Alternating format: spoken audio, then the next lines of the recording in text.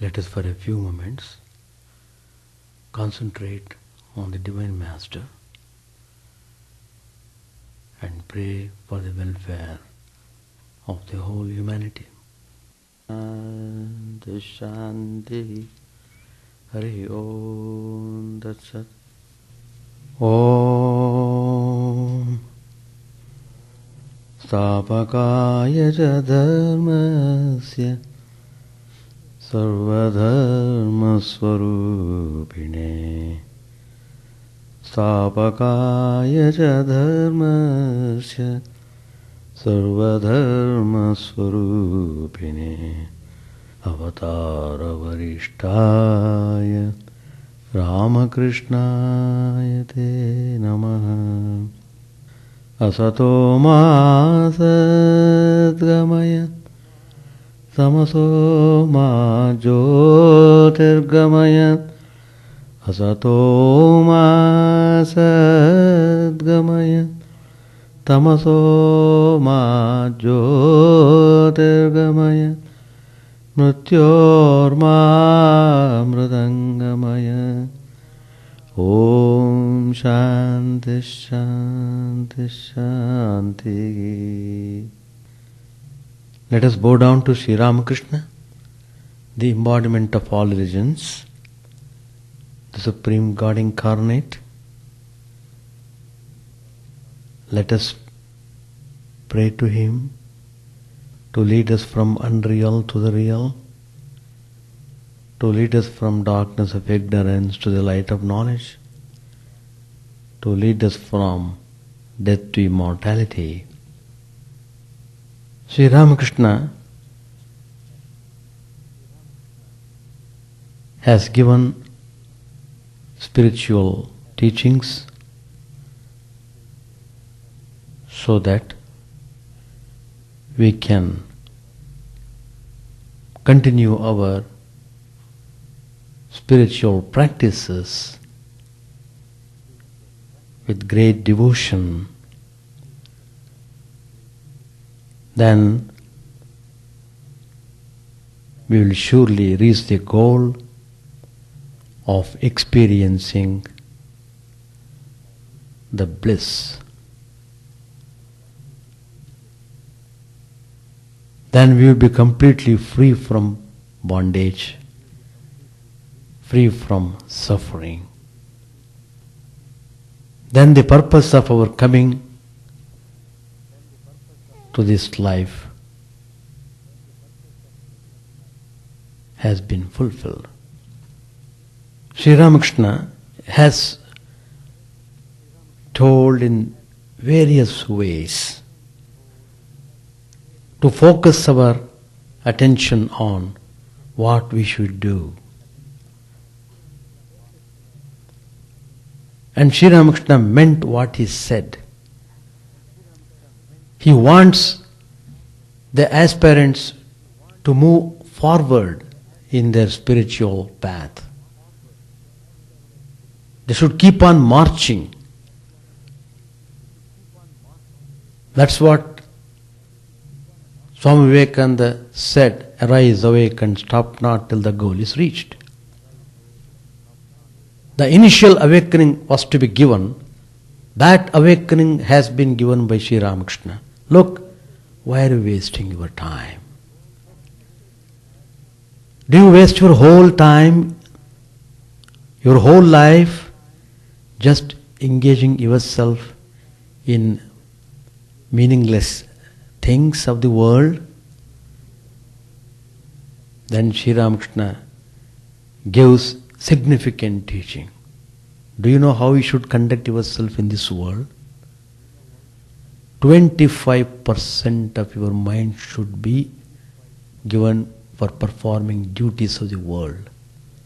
The rest of the mind must be given to the spiritual practices. We are doing the reverse way. How much mind we are devoting towards spiritual sadhana? Very negligible. Sri Ramakrishna said, I am taking points in chapter 27. We have already started chapter 28. He said,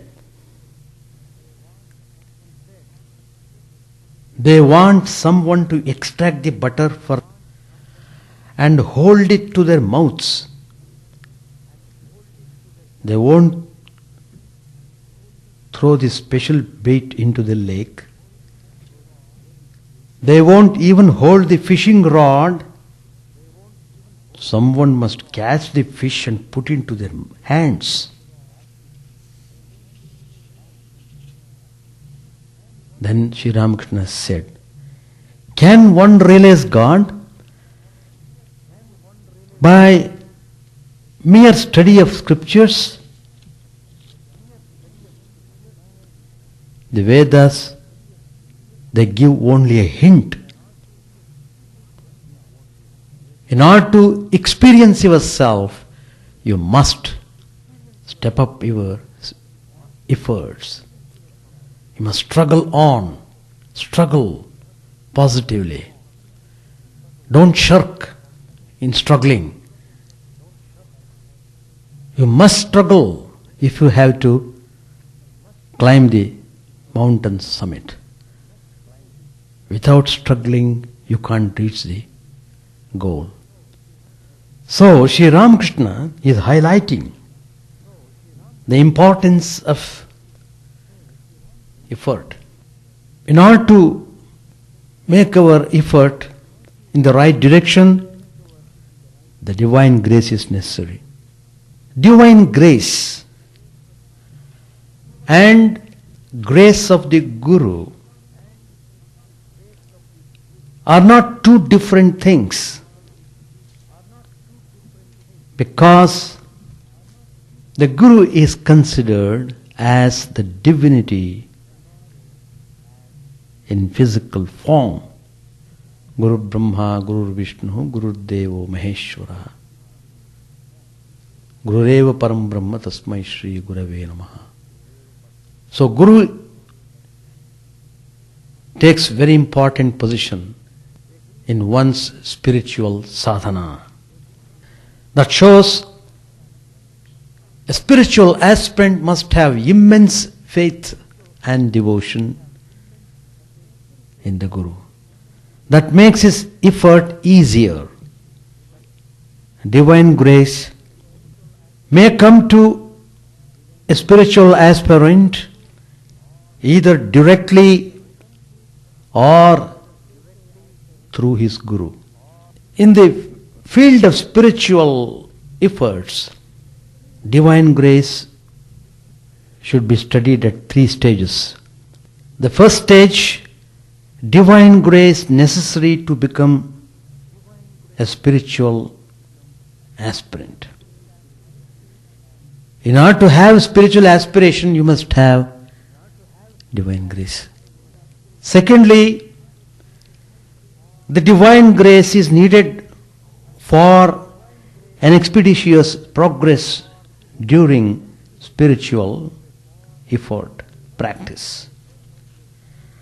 And thirdly, divine grace essential for ultimate illumination. That means throughout the course of your spiritual journey, the divine grace operates upon. You have to bear that in mind. Need of the divine grace to become a spiritual aspirant. What does it mean?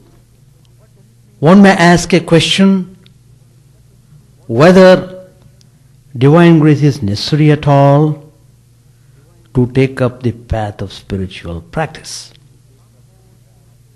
Some hold the results of actions in previous births make one a spiritual aspirant.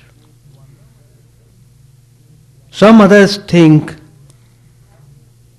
that only those who receive divine grace become spiritual aspirants. The impact of the past actions on the future birth and spiritual life may be studied in the light of Chandogya Upanishad, one of the important Upanishads. There it is stated that those who perform sacrifices and works of public utility, they go after death to the lunar sphere, where they enjoy the fruits of their actions. After exhaustion of the results of their deeds, they come down to earth through rain, and they are born in this world as rice, barley, herbs, plants and beans. This is the statement of the Chandogya Upanishad. However, those who have good residual results of actions earned in this world, after enjoyment in the celestial region, quickly reach a good womb, that is, a decent human birth. In order to have human birth, one must have residual good actions.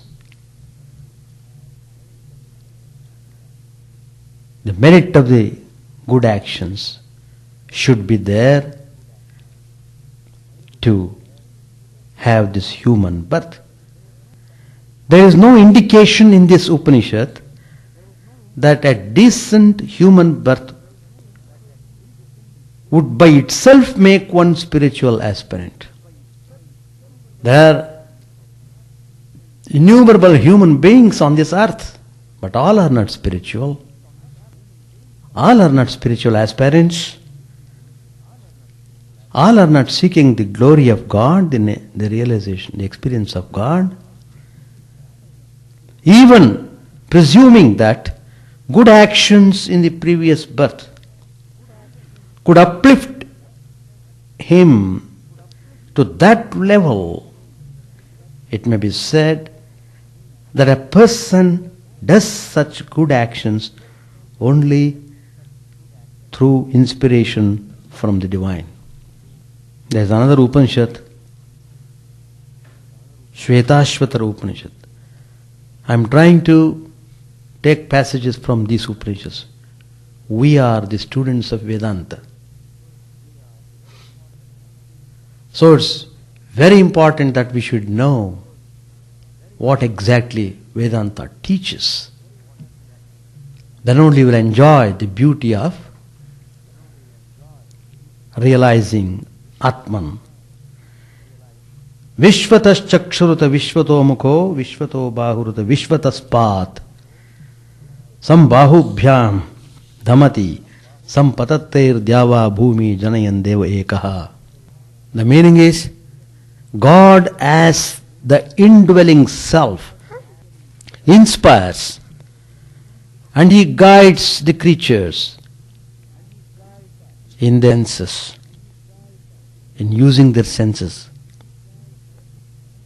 Therefore, if a person happens to use his senses for a good action, which may be presumed to elevate him to the level of a sadhaka, spiritual aspirant in the future life, it is because of the inspiration he gets from the indwelling self. This goes to show that divine grace is essential for making one a sadhaka rather than merely the deliberate effort of a person. Sri Shankaracharya, one of the three acharyas, who advocated non-dualism, he has composed many Sanskrit works. One of the most important work of Sri Shankaracharya is Viveka-Chudamani. There he declares, three things are needed and they are due to the grace of God. The first, human birth. Second, longing for liberation. And the protecting care of a perfected sage is the third. Shankaracharya himself has thus categorically clarified that it is only due to divine grace that one not only gets the human birth but also acquires a longing for freedom and the protecting care of a perfected sage. Sri Ramakrishna tells in the Gospel, as long as a child remains absorbed in its playthings, the mother keeps herself engaged in her household work. But when the child loses interest in its play and begins to cry aloud for its mother, then the mother can no longer stay in the kitchen or anywhere. Leaving everything, she runs to the child and takes it on her lap.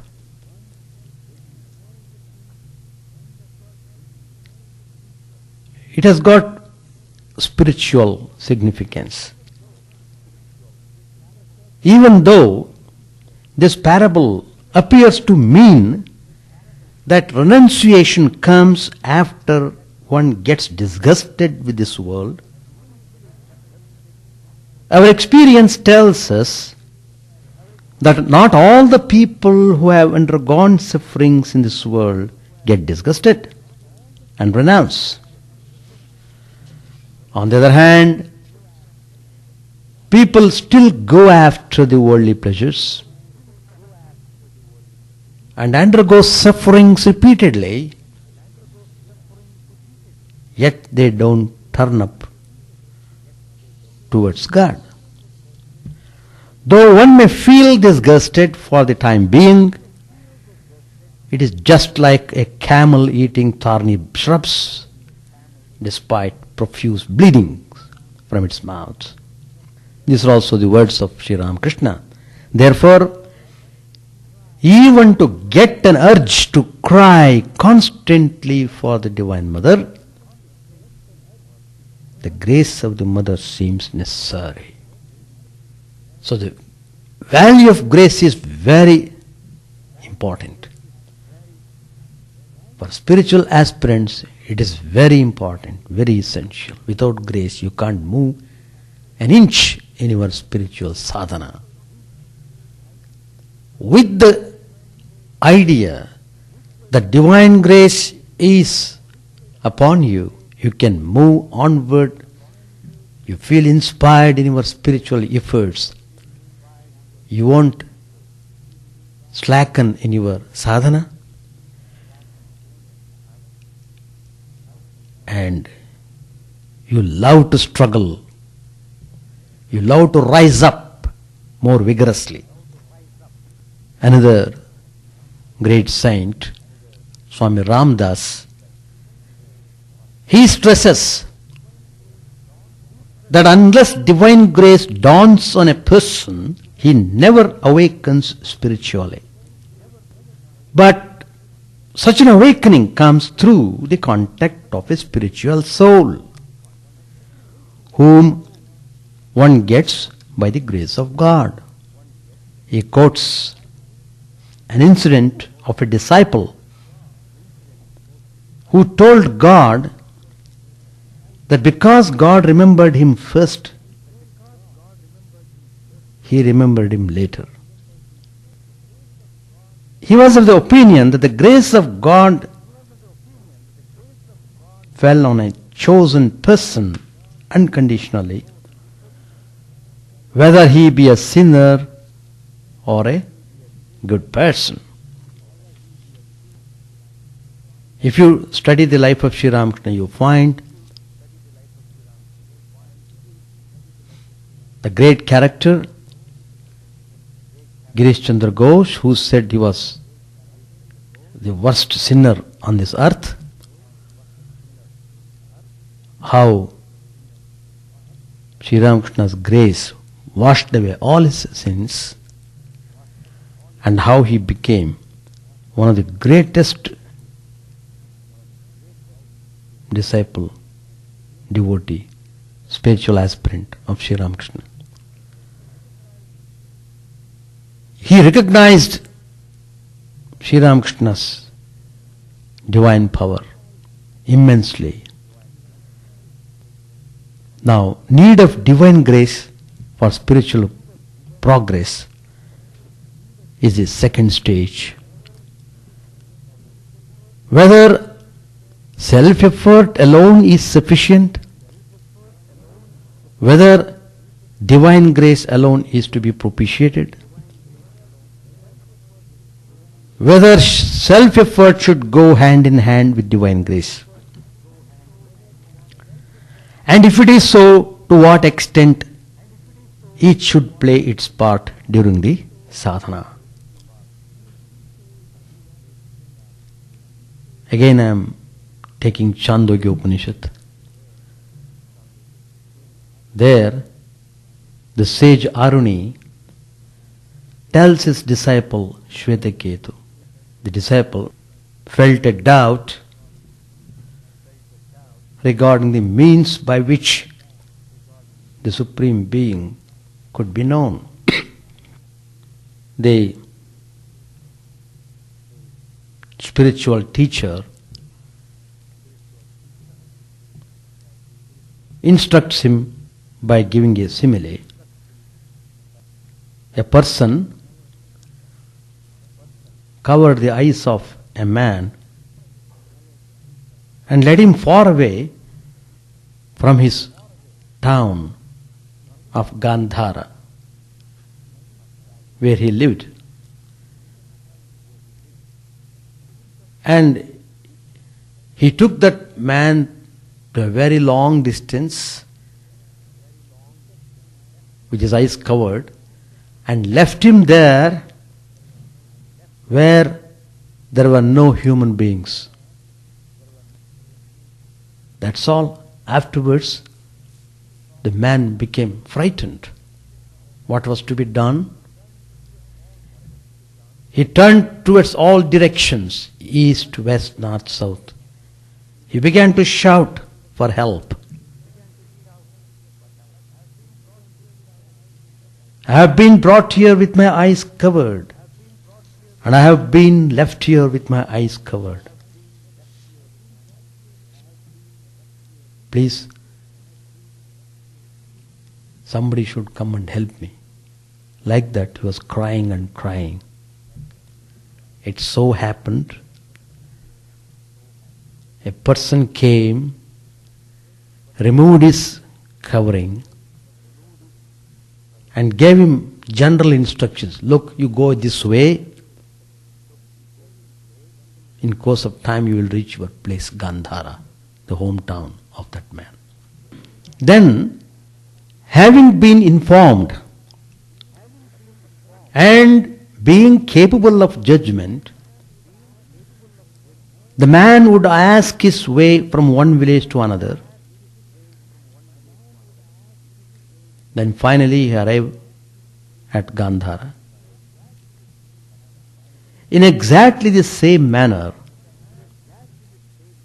does a man who has found a teacher to instruct him obtain the true knowledge.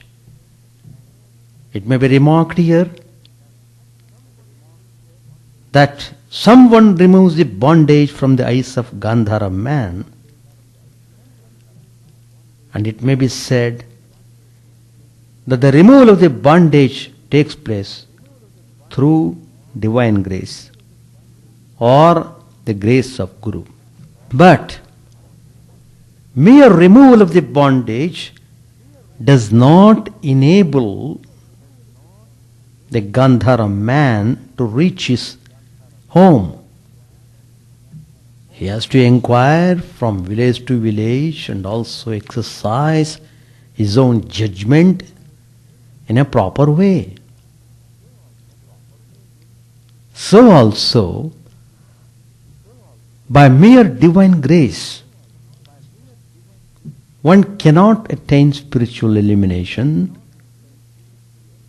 It means the self-effort is also necessary. You can't just take away the importance of struggle. No. God is there to help you, to show grace.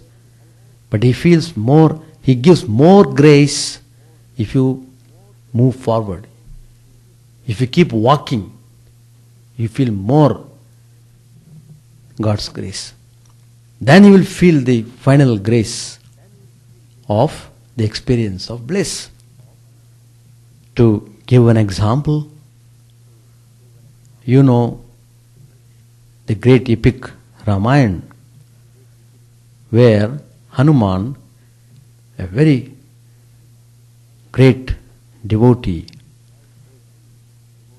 who loved Sri Rama, in every breath he would chant, he would repeat Rama's name. Continuously he was doing that. He was feeling more and more joyful in repeating Lord's name all the time.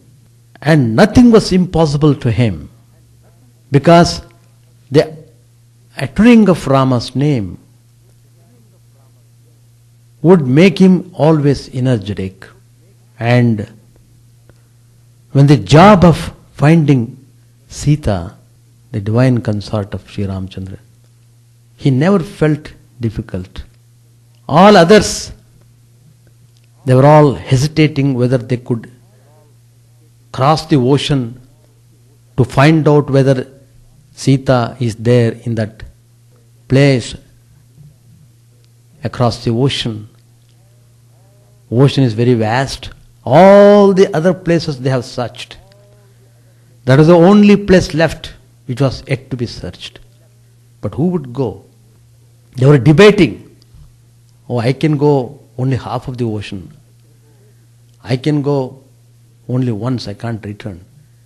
Like that, they all began to talk and discuss. But Hanuman was not talking. What was he doing? He was sitting silently in a corner, repeating Rama's name. He was waiting for the leader's call. Angad was the leader of the group.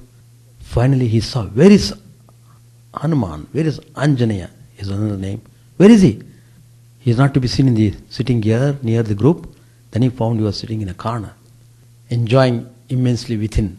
Then he was called and, well, this is a job to be done. Without moment's hesitation he said, well, I will go and search. So with one leap, uttering Rama's name, he crossed over the ocean. Of course the story goes, then he could cross the ocean not by his physical strength. Of course physical strength also important, but spiritual strength was also necessary to make the jump successful. He went, he searched, he found, he returned. All the time he never forgot to repeat Rama's name. And when he came to Sri Rama, and the whole group returning, Sri Ramchandra was waiting anxiously to get the report whether Janaki was alive, whether she was safe. The Hanuman, he just came there. He announced, Drashta Sita. I have seen Sita. First he said, I have seen, to give the impact of joy. Sri Rama was overwhelmed. Do you know the result? Sri Ramachandra was supremely satisfied.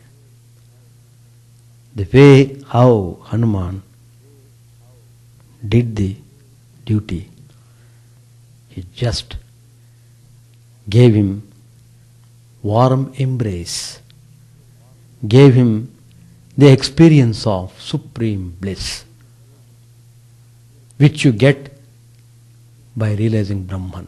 That means Hanuman got Brahmajnana. Lord Ramachandra granted supreme grace to him. He was happy to give that grace because he found, he was so much happy to see how he conducted himself. That's the point. You have to make your effort, never forget. Don't take it easily. Don't think let God does everything. Let Him do everything. Just simply keep quiet. It will not do. Keep on doing things properly, rightly. Then you will see how grace is flowing upon you. Doing the things importantly, doing the things correctly is important. Not in an absent-minded way. Not in a careless way. The moment carelessness comes, your spiritual effort is not there. You will get 0 marks, even though you have done work. Do the work with full consciousness. Repeat God's name while you are doing the work mentally. You don't have to show outwardly to anybody. Do it mentally. Do it in a devoted way, concentratedly. Then you will see the beauty of God. So there's another example. The Himavan, the father of Parvati, the divine consort of Shiva, the supreme goddess, Adya Shakti, Parabrahma Swarupini, Parashakti. When the father asked, "Oh my daughter, people adore you all over the universe. Why can't you give me experience of bliss? Why can't you give me liberation?" Then Parvati said, "Father, it's a nice request you have made, but you have to do practice. You will get the grace of the Supreme once you engage yourself in doing things. Do some sadhana. Engage yourself in austerity." That's why the idea of serving humanity as divine was given to us by Swami Vivekananda, the great disciple of Sri Ramakrishna. The idea was, if you have to achieve spiritual goal, serve the humanity. In the same way Lord Christ came. Do you want to achieve the spiritual goal? Love everyone. Lord Buddha came. He told everyone, do you want to achieve the supreme goal? Be compassionate to everyone. That means you must do something. Sri Ramakrishna says, do spiritual sadhana, do prayers, engage yourself in selfless activity. These are the means to get the supreme grace of God. The initial grace is there, no doubt. But you feel the presence of grace more and more. The more and more you are engaged in activities in a proper way. So let us try to live the life and become fit recipient of God's grace. I shall continue the same topic next Tuesday also. Some more points I want to take. Page 538. An Englishman arrived at the cantonment of Chanak. The sepoys saluted him. Kaur Singh explained to me, India is under the rule of the English, therefore one should salute an Englishman. The Shaktas follow the Tantra and the Vaishnavas the Purana. There is no harm for the Vaishnavas in speaking publicly of their spiritual practices, but the Shaktas maintain secrecy about theirs. For this reason, it is difficult to understand a Shakta. To Goswami, Sri Ramakrishna said, "You are all good people. How much japa you practice? How much you chant the name of Hari?" Goswami said humbly, "Oh no, we do very little. I am a great sinner." Master said smilingly, "You have humility, that's good. But there is also another way. I chant the name of Hari. How can I be a sinner? He who constantly repeats, I am a sinner, I am a wretch, verily becomes a sinner. What lack of faith! A man chants the name of God so much, and still he talks of sin." Radhika Goswami listened to these words in amazement. Master said, "At Vrindavan, I myself put on the garb of the Vaishnavas and wore it for 15 days. To the devotees he said, I have practiced the disciplines of all the paths, each for a few days. Otherwise I should have found no peace of mind." Smiling, he said, "I have practiced all the disciplines. I accept all paths. I respect the Shaktas, the Vaishnavas, and also the Vedantis. Therefore people of all sects come here, and every one of them thinks that I belong to his school. I also respect the modern Brahmagyanis," referring to Brahma Samaj. A man had a tub of dye. Such was its wonderful property that people could dye their clothes any color they wanted by merely dipping them in it. A clever man said to the owner of the tub, "Dye my clothes in the color of your dye stuff." All laugh. Why should I be one-sided? The idea that the people of a particular sect will not come to me does not frighten me. I don't care a bit whether people come to me or not. The thought of keeping anyone under my control never crosses my mind.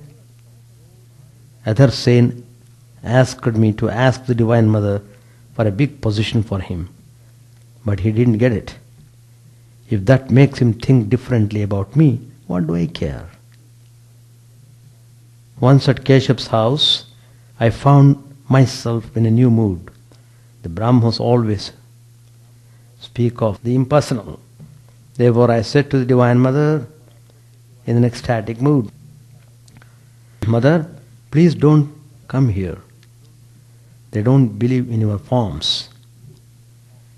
Radhika Goswami listened to these words of the Master against sectarianism and remained silent. Master said smilingly, "Vijay is in a wonderful state of mind nowadays.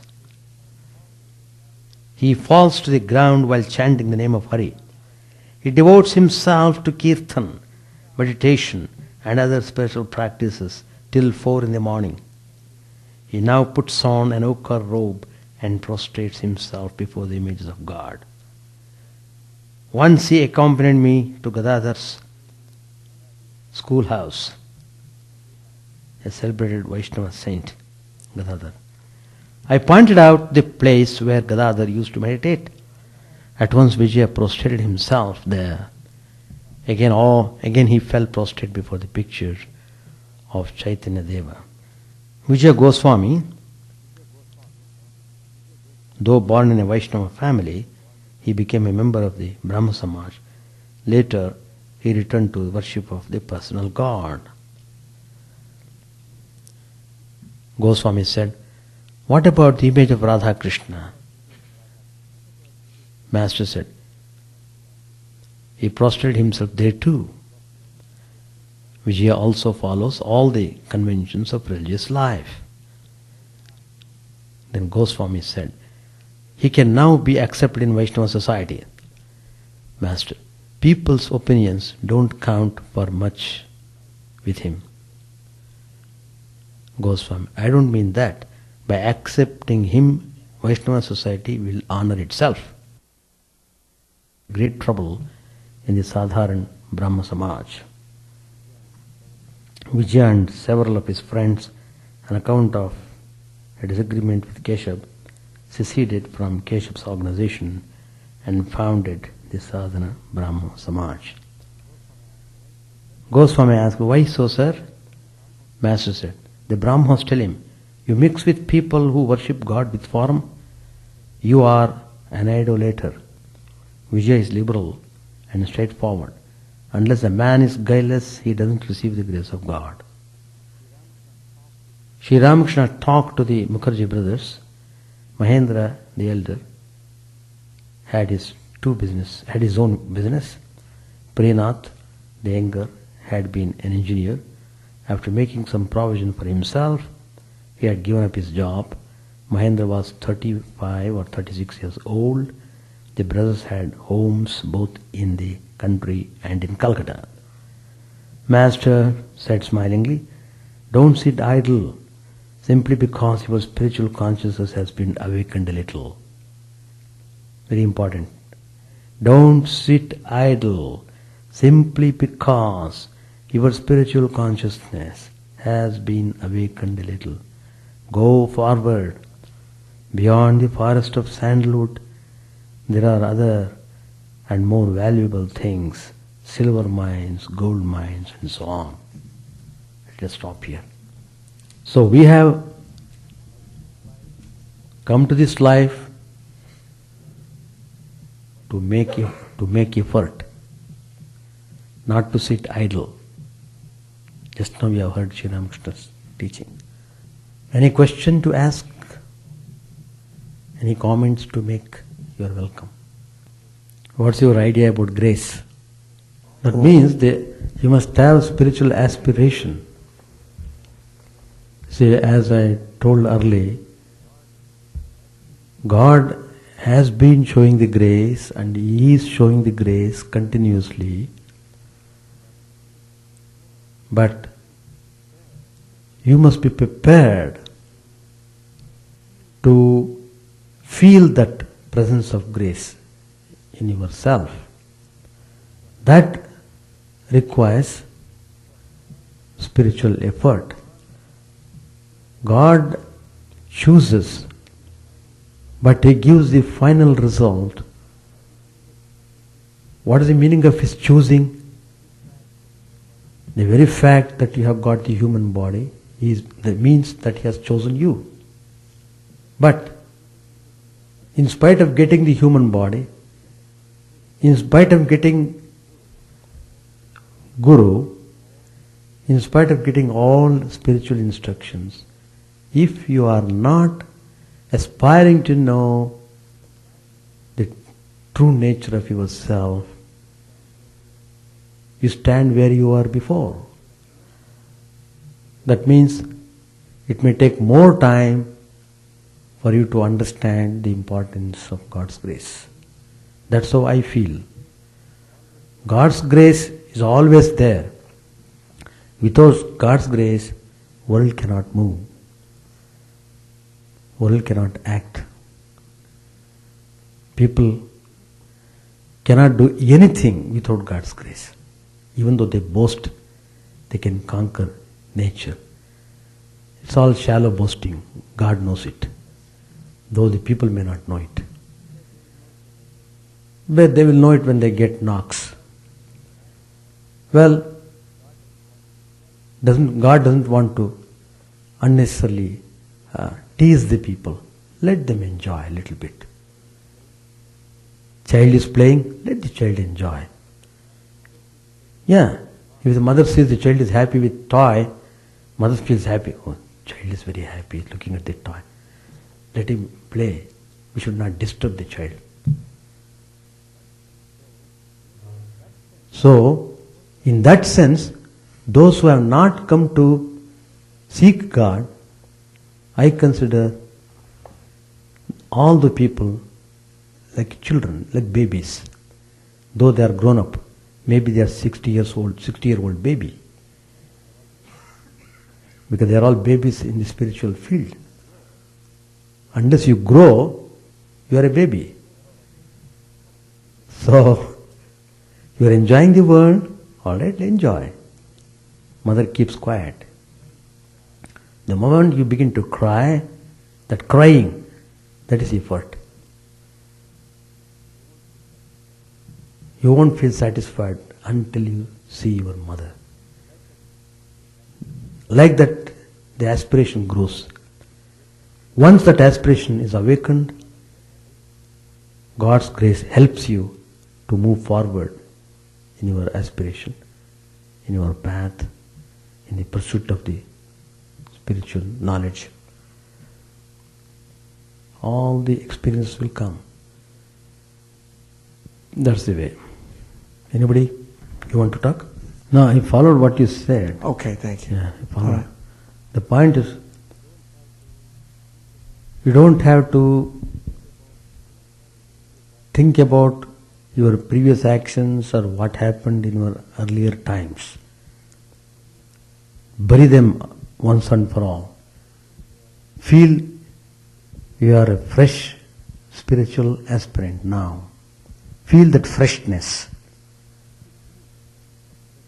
If you feel that freshness, then you will enjoy the beauty of Sri Ramakrishna's teachings more and more. And by concentrating more and more on the teachings of Sri Ramakrishna, you will feel purified in so many ways. The result of that purification is that you feel more peaceful, more joyful. That is the result of, that shows the purification is going on in your system. So, Sri Ramakrishna is the greatest hope, and as Sri Ramakrishna himself said, he practiced all the religions. Everyone feels that Sri Ramakrishna belongs to him. So, you have come to that source. That means you have come to the ocean. So you are immensely blessed that way. And that is the indication that God's grace has come upon you, and you are made to feel that grace. So, you feel the grace more and more when you move forward in your spiritual thinking and in your spiritual life. What is needed is, if you have to set up yourself in the mold of Sri Ramakrishna, you have to be intensely practical. Not telling one thing and behaving in another way.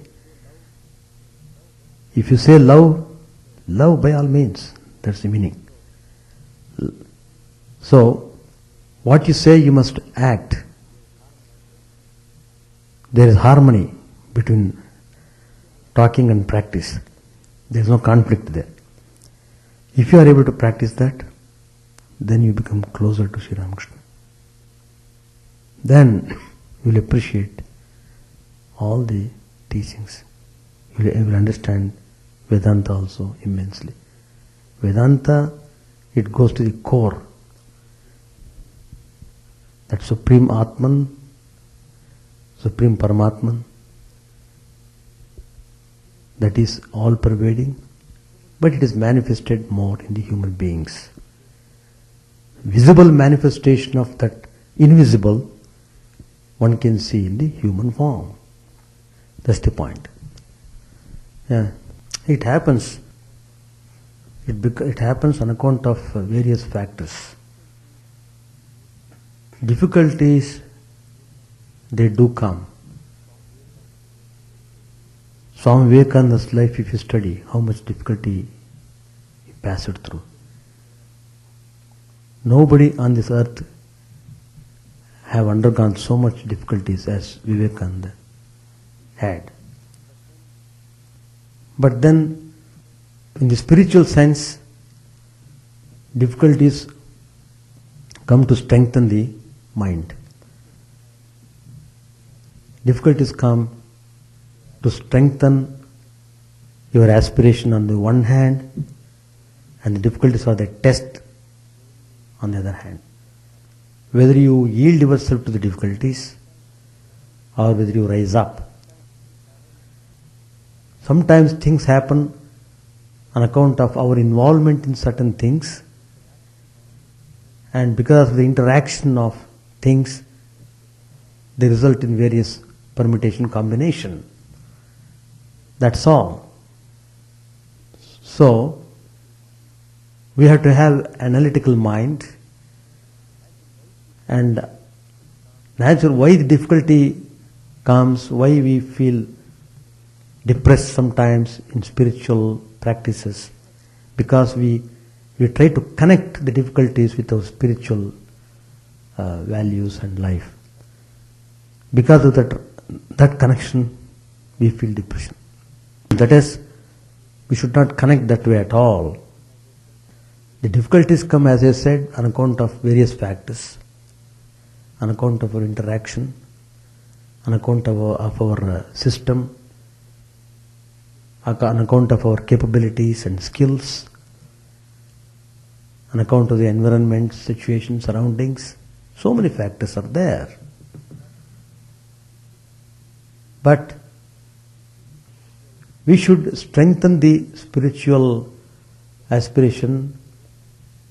That's why we always say, keep in contact with holy people so that your mind is kept at a higher level of consciousness. Suppose you don't get spiritual people all the time, you may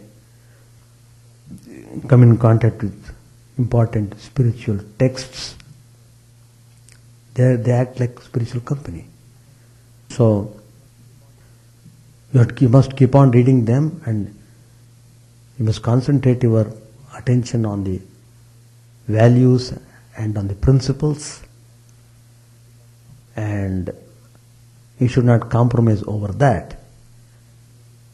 It is true, a person may be struggling for getting some achievement in the world and he is not satisfied, then he immediately thinks God is not helping him. It's not that way. All those things are there. They're all classified as game of the world. They all come under that classification. As long as you're in the game, you're playing the game. That's the idea. So, another thing is, difficulties come to give training to you about renunciation, about non-attachment, about thinking seriously about non-involvement, and so many things. So according to your seriousness of the spiritual thought, you have to organize yourself and carry on the practice. That's the way. The point is, the difficulties, in fact that subject I was talking last 2-3 classes, difficulties, you can find solutions only through spiritual way. Being spiritual means to maintain your tranquil state. You are not disturbed by external factors.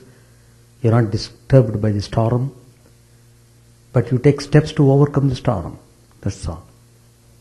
There is no point in weeping. Why the storm has come? No question of why. Face it. So, you must build up your inbuilt strength. That's the point. And spiritual, See, the difficulties, they trouble you once you personalize them. You see, each mind is different, everyone is different. You can't expect anybody to go according to my way of thinking. So, if you know that knowledge, then you will have some kind of adjustment. Why this happened? Because of that reason. So, how I should conduct myself? I should do this way, etc. In spite of it, the difficulties might come. They do come. As long as the ocean is there, tides will come. Storm, everything will come. So, but take steps, intelligent steps, so that you can overcome them. That's all. But spiritual life, spiritual aspiration must be kept strong. It gets weakened because the mind aspires other things more concentratedly than the spiritual things. That's why it happens that way. That's why Sri Ramakrishna said, you are in this world to perform your duties. 25% only you must involve yourself in this world. Rest of the mind must be given to spiritual awakening, spiritual knowledge, spiritual thinking, spiritual practice. So he has made the whole thing very clear now. Alright, we shall stop. Chant the name of the Lord and His glory unceasingly, that the mirror of the heart may be wiped clean and quench that mighty forest fire, worldly lust raging furiously within. O name, stream down in moonlight on the lotus heart, opening its cup to knowledge of thyself. O self, drown deep in the waves of His bliss, tasting His nectar at every step, bathing in His name, that bath for weary souls. Various are thy names, O Lord. In each and every name thy power resides. No times are set, no rites are needful for chanting of thy name. So vast is thy mercy. How huge then is my wretchedness, who find in this empty life and heart no devotion to thy name. O my mind, be humbler than a blade of grass. Be patient and forbearing like a tree. Take no honor to thyself, give honor to all. Chant unceasingly the name of the Lord. O Lord and soul of the universe, mine is no prayer for wealth or retinue, the playthings of lust or the toys of fame. As many times as I may be reborn, grant me, O Lord, is that false love for thee. A drowning man in this world's fearful ocean, he is thy servant, O sweet one. In thy mercy, consider him as dust beneath thy feet. How I long for the day when instant separation from thee, O Lord, will be as 1,000 years, when my heart burns with its desire, and the world without thee is a heartless void.